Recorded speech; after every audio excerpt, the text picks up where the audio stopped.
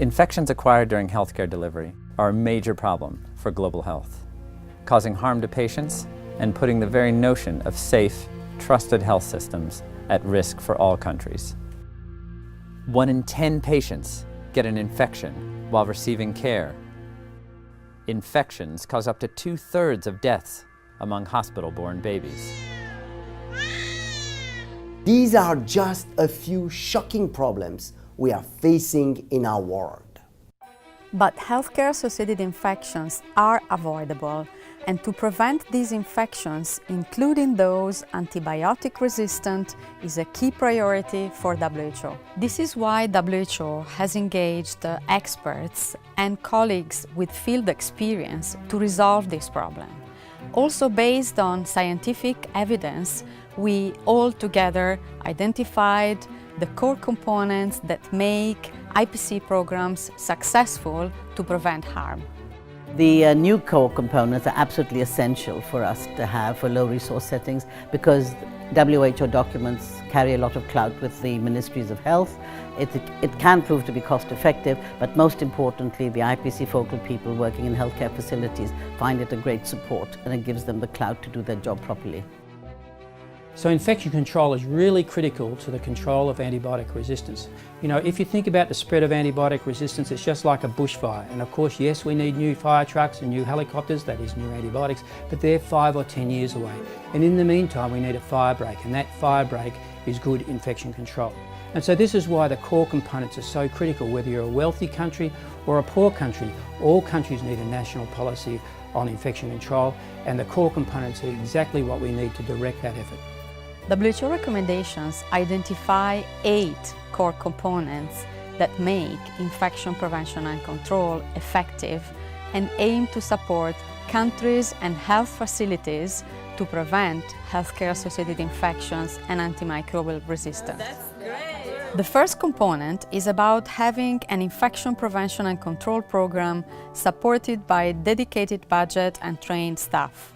Infection prevention control programs are essential in healthcare facility level because healthcare-associated infections lead to high cost and high mortality. In order to ensure establishment of strong infection control programs, we need to make sure there is political commitment at the highest level, starting with resolution at the World Health Assembly, and then moving on to establishment of regional programs.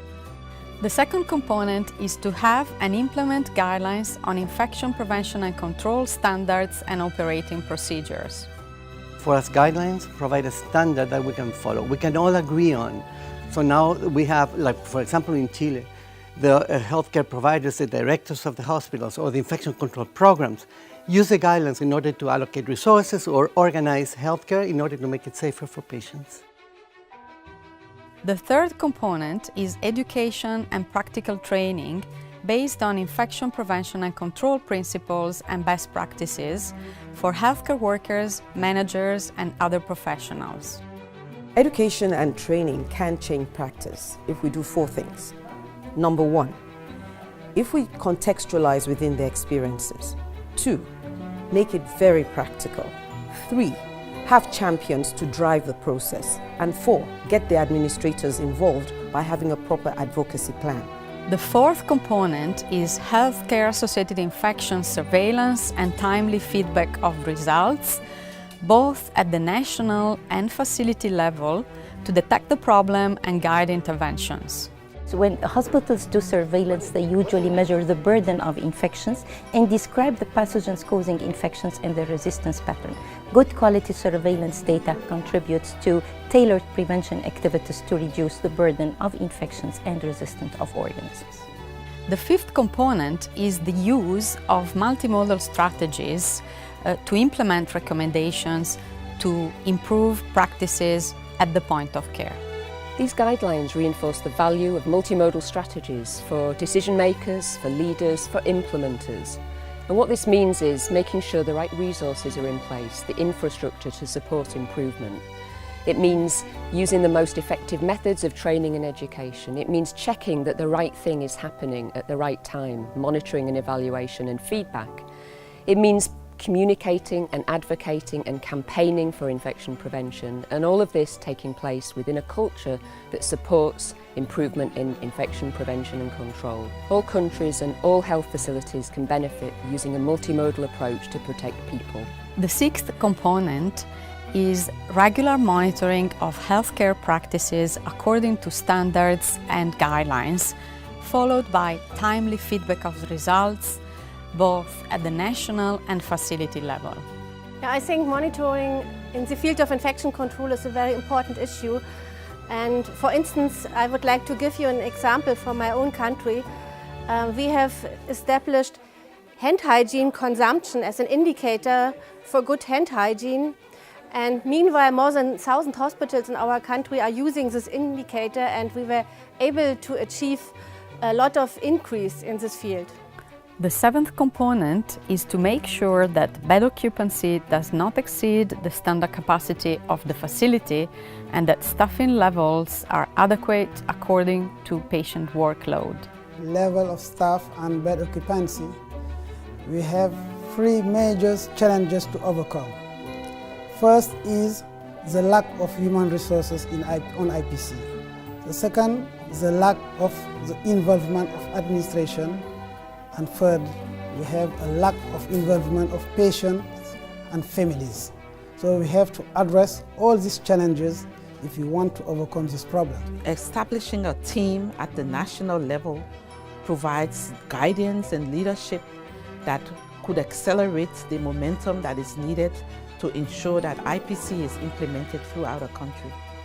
The eighth component is to ensure that patient care activities are undertaken in a clean, hygienic environment with adequate infrastructures and equipment, in particular for hand hygiene.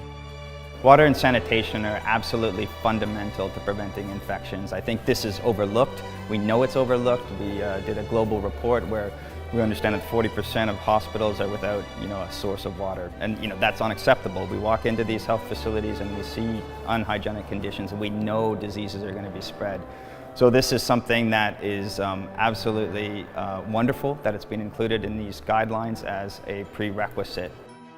The last public health emergencies of international concern that was declared by the WHO showed that how important is to have infection prevention and control in place for member states to fight epidemics and fight emergencies.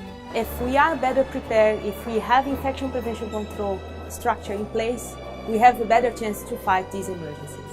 One of the great lessons learned from outbreaks like Ebola and MERS and SARS is the importance of strong infection prevention and control from a global health perspective to prevent the next epidemic.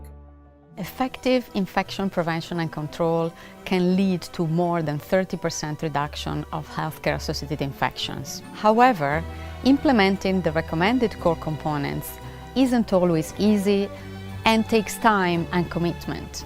But there are great examples around the world that this is possible, even with limited resources. Countries and healthcare facilities engaging to do this will reduce infections and antimicrobial resistance and will save money. Most importantly, this will make patients safer and save lives. Thank you for committing to infection prevention and control.